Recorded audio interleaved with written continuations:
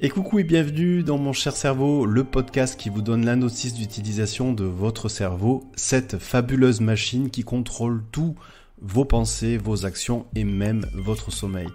Je vais d'ailleurs commencer ce podcast par une petite devinette. Vous passez sur cet objet environ 27 années de votre vie. Quel est cet objet ? Eh bien oui, c'est votre lit. Nous passons au total plus de 233 600 heures à dormir, soit environ le tiers de notre vie. Et si vous pensez que ces 27 années sont inutiles ou que vous avez du mal à dormir, eh bien ce podcast est fait pour vous.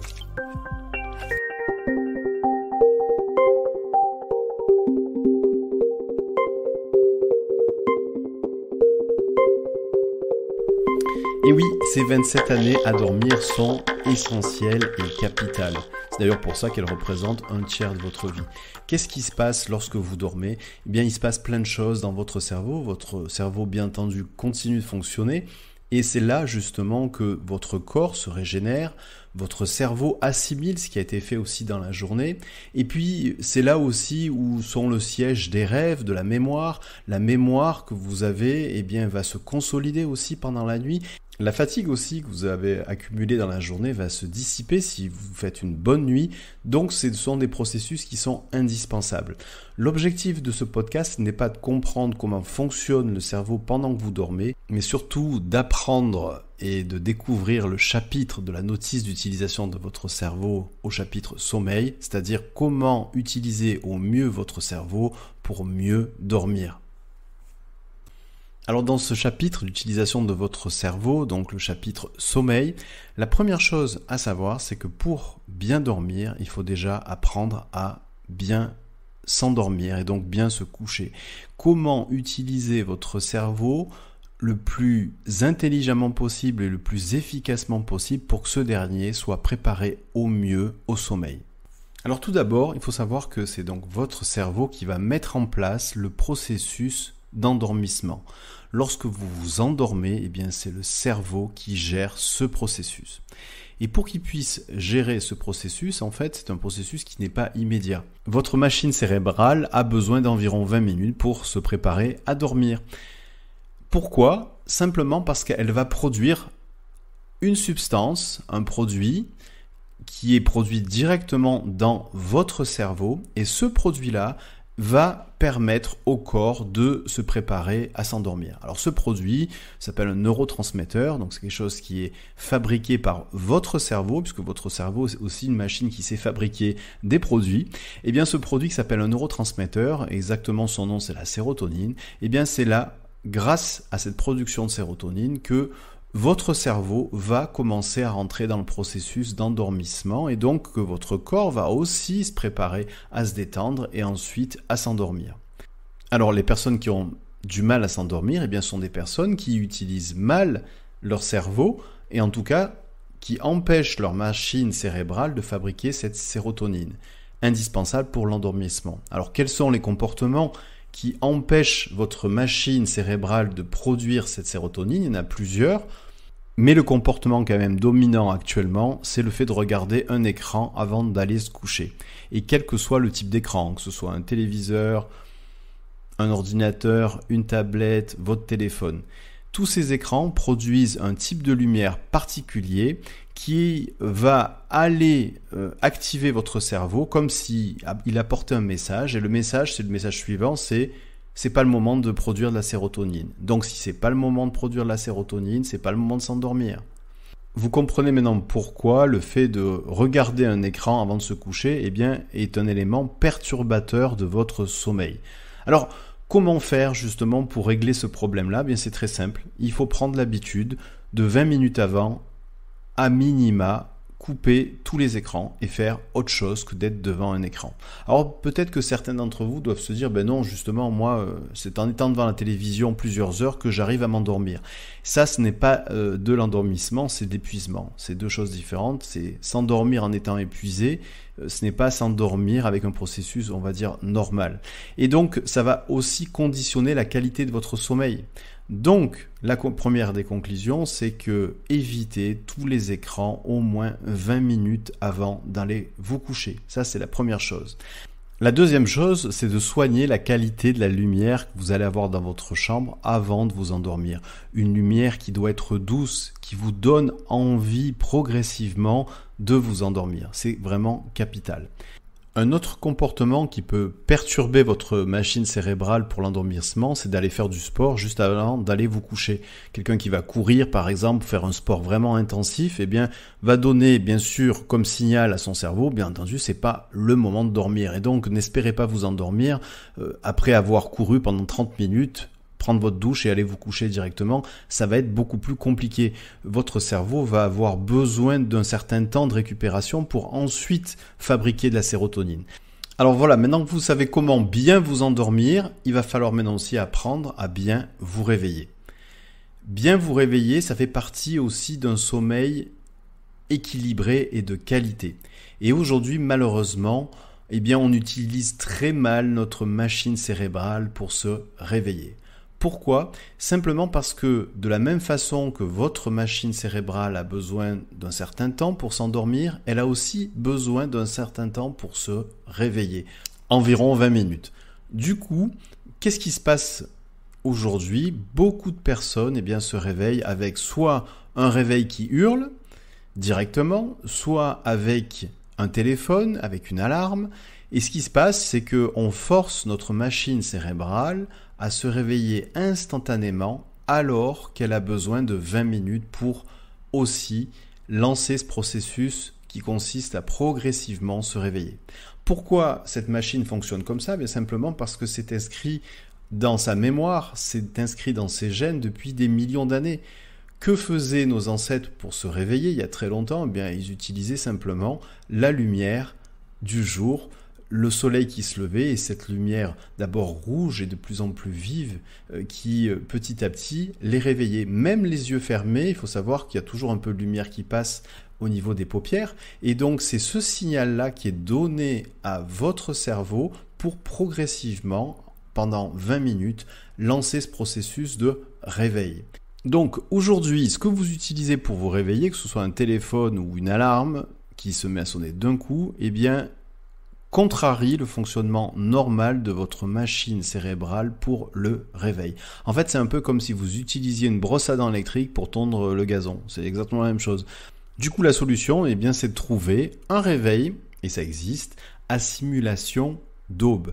C'est quoi ? C'est simplement un réveil qui progressivement, lorsque par exemple vous programmez votre réveil à 7 heures, lui, une demi-heure avant, il va commencer à mettre une légère lumière, toute douce, un peu comme le lever du soleil, et progressivement, cette lumière va devenir de plus en plus intense. Et donc, c'est grâce à cette lumière qui progressivement, finalement, reproduit la lumière du soleil, du matin, que votre cerveau va pouvoir, pendant 20 minutes, progressivement, lancer le processus de réveil. Ce qui fait que lorsque votre réveil à simulation d'aube va sonner à 7 heures du matin, finalement, il y a tout un processus qu'il a anticipé une demi-heure avant, et ce qui va vous permettre justement de vous réveiller correctement en utilisant le bon mode de fonctionnement de votre machine cérébrale au chapitre réveil.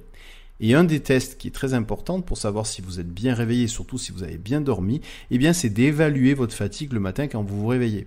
Si vous réveillez le matin actuellement avec un réveil strident ou votre téléphone et que vous sentez fatigué, que vous avez d'ailleurs besoin de l'éteindre plusieurs fois avant de vous lever, c'est la preuve, entre autres, que votre réveil n'a pas été correctement réalisé.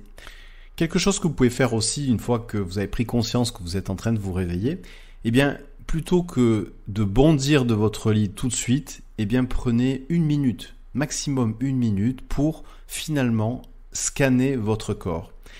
Scannez votre corps par la pensée, bien entendu. Dans une position confortable dans votre lit, vous allez reprendre conscience des sensations que vous avez dans votre corps. Un peu comme si vous déplaciez un rayon laser qui part du sommet de votre tête et qui descend jusqu'à vos pieds. Et ensuite, ce rayon remonte des pieds jusqu'à la tête. Et lorsque vous faites ça pendant 1 minute, vous allez voir que ce processus de réveil va encore s'améliorer. vous allez prendre conscience de votre corps, vous allez prendre le temps de commencer votre journée non pas sur une urgence, non pas sur une alarme, mais sur un vrai processus de réveil naturel. En 2 mots, bien, vous prenez soin de votre machine cérébrale dès le matin. En fait, vous l'utilisez correctement au réveil. Et ça, elle va vous remercier parce que vous lui donnez un signal positif dès le début de la journée. Et si vous voulez continuer le message positif dès le début de la journée, eh bien je vous conseille très fortement de déjeuner, de prendre un petit déjeuner. Parce qu'il faut savoir que votre cerveau, c'est l'organe qui consomme le plus d'énergie dans votre corps. Et le matin, il en a besoin au réveil. Et donc, ne sacrifiez pas ce moment-là parce qu'il est capital pour votre journée, puis il est même capital finalement pour la nuit d'après. C'est le bon point de départ que vous allez prendre effectivement avec votre cerveau. Alors voilà, maintenant que vous savez comment mieux vous endormir et comment mieux vous réveiller, eh bien je vais vous proposer maintenant de tester une relaxation à faire juste avant de vous endormir. Vous pouvez même la faire dans votre lit. Alors comme je vous l'ai dit tout à l'heure, il ne faut pas regarder d'écran. Donc bien sûr, vous allez le faire peut-être avec votre téléphone, mais vous allez avoir les yeux fermés, donc pas de problème. Par contre, si vous avez des écouteurs, eh bien prenez-les, comme ça permettra d'être encore plus dans votre relaxation. Voilà, donc je vous laisse mettre ce podcast en pause, le temps de vous installer confortablement, et lorsque vous êtes prêt, eh bien de reprendre la lecture de ce podcast. Alors voilà, maintenant que vous êtes installé confortablement dans votre lit avec des écouteurs sur les oreilles, eh bien vous pouvez maintenant fermer les yeux. Et maintenant, portez toute votre attention sur votre respiration en inspirant et expirant par le nez, si vous pouvez bien entendu, sinon faites-le par la bouche.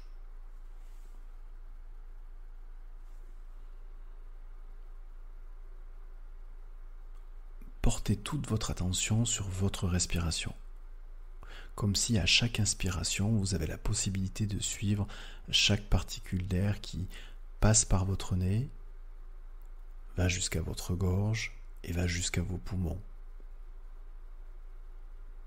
Et de la même façon, portez toute votre attention sur votre respiration, comme si à chaque expiration, eh bien, vous pouvez suivre chaque particule d'air qui sort de vos poumons, passe par votre gorge et sort par votre nez.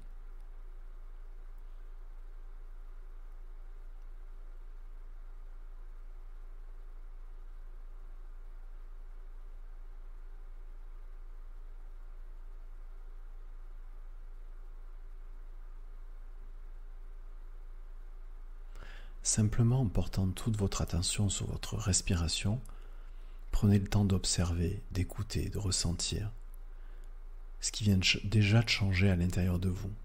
Ça peut être un rythme, ça peut être le début d'un relâchement, d'une relaxation, ça peut être une sensation plus diffuse ou quoi que ce soit d'autre. Prenez simplement le temps de porter toute votre attention sur ce changement.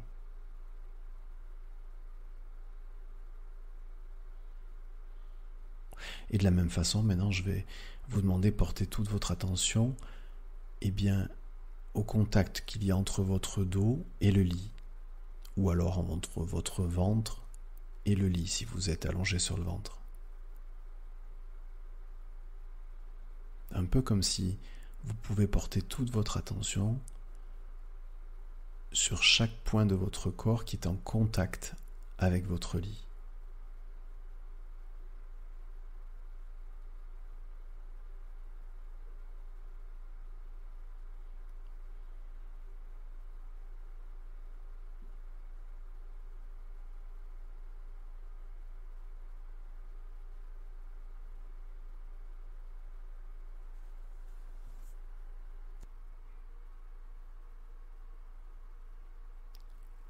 De la même façon, maintenant je vais vous demander de porter toute votre attention sur l'écoute des battements de votre cœur.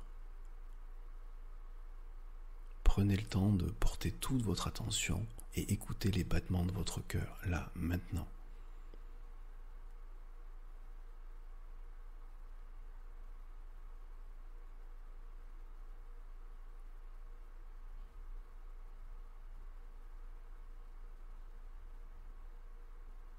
Et vous pouvez aussi continuer à porter toute votre attention maintenant, cette fois-ci à l'écoute de votre respiration.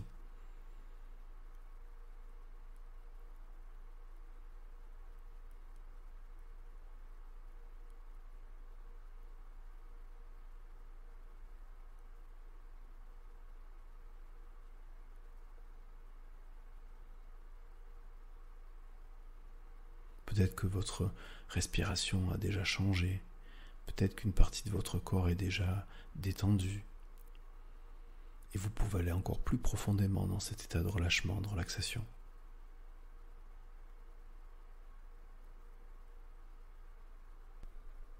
Je n'ai aucune idée de savoir quel est l'endroit dans lequel vous vous sentez le plus en sécurité, un peu comme un refuge.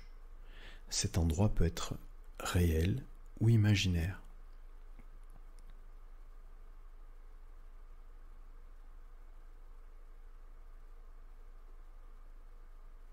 C'est un endroit, votre refuge, ou alors un autre endroit dans lequel vous vous sentez en totale sécurité, dans un total lâcher-prise.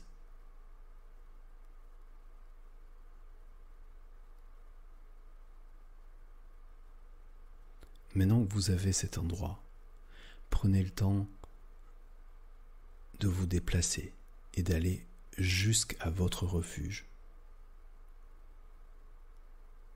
Si vous considérez que le mot refuge n'est pas adéquat, sentez-vous libre de remplacer le mot refuge par le mot qui vous convient.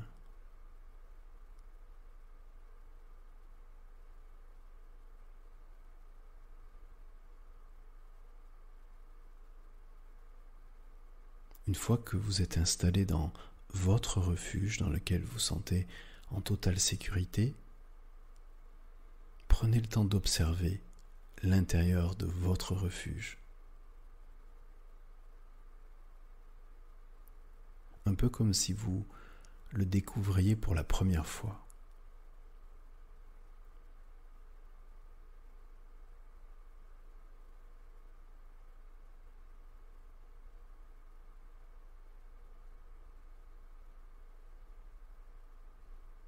Prenez le temps de vous sentir bien à l'intérieur de votre refuge, de vous sentir en totale sécurité et de réaliser que c'est dans ce refuge que vous vous sentez en totale sécurité.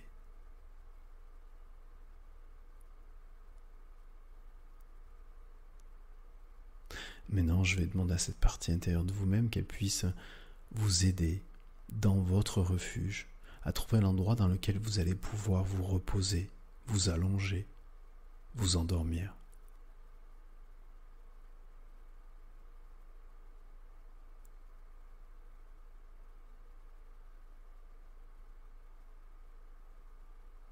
Faites-en un endroit qui vous donne envie d'aller vous endormir, de vous reposer à cet endroit-là de votre refuge.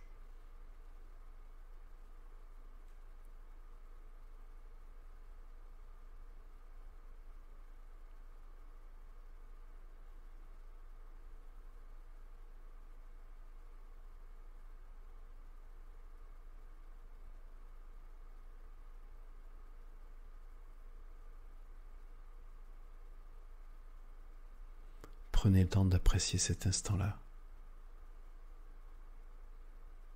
de ressentir, d'écouter, d'observer ce que ça fait à l'intérieur de vous, d'être dans ce refuge.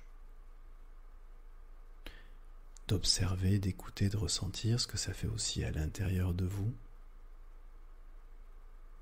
d'être dans cet endroit de votre refuge qui vous permet d'aller vous endormir.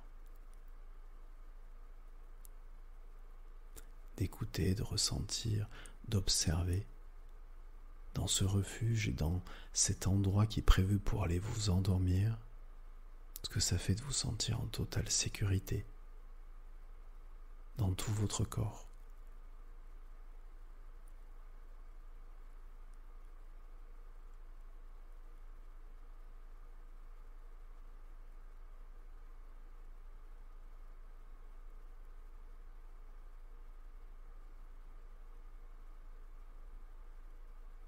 Et maintenant, vous avez deux opportunités, deux choix.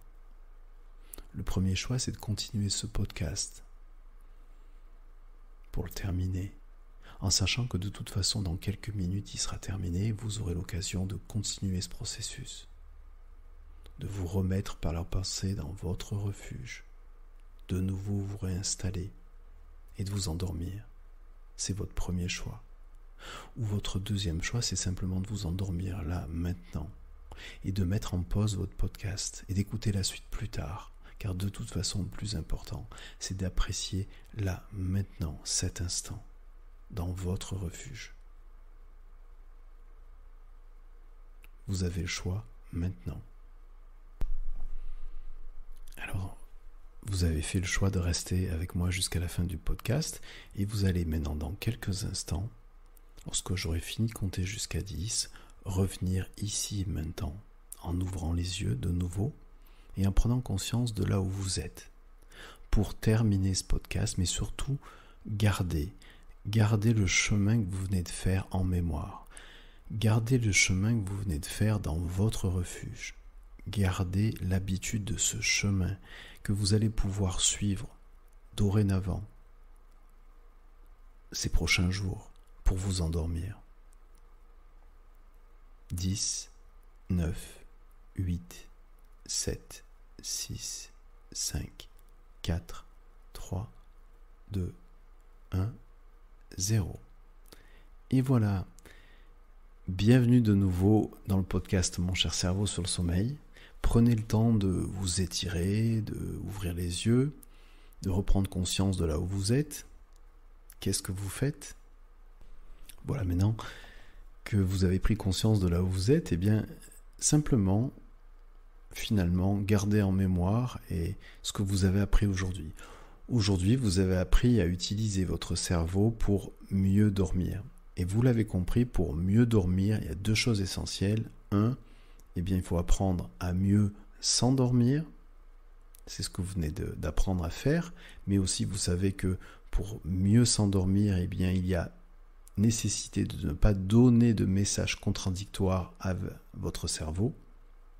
Et entre autres, les écrans, juste avant de dormir, sont des messages contradictoires envoyés à votre cerveau. La deuxième chose que vous avez apprise, eh bien, c'est aussi, pour bien dormir, d'apprendre à bien se réveiller. Vous venez juste d'expérimenter et d'essayer une relaxation qui permet effectivement d'accéder plus rapidement au sommeil. Et voilà, ce podcast se termine. Ça a été un plaisir de partager ce moment avec vous. Si vous avez aimé, eh bien, n'hésitez pas à le liker et puis à le partager au plus grand nombre. N'hésitez pas aussi à vous abonner de façon à être informé des dernières sorties. D'ailleurs, le prochain podcast, eh bien, ça sera sur comment gérer vos émotions, encore une fois, avec votre cerveau. Et donc, ça sera donc le chapitre comment gérer vos émotions dans la notice d'utilisation de votre cerveau. Je vous dis donc à très bientôt.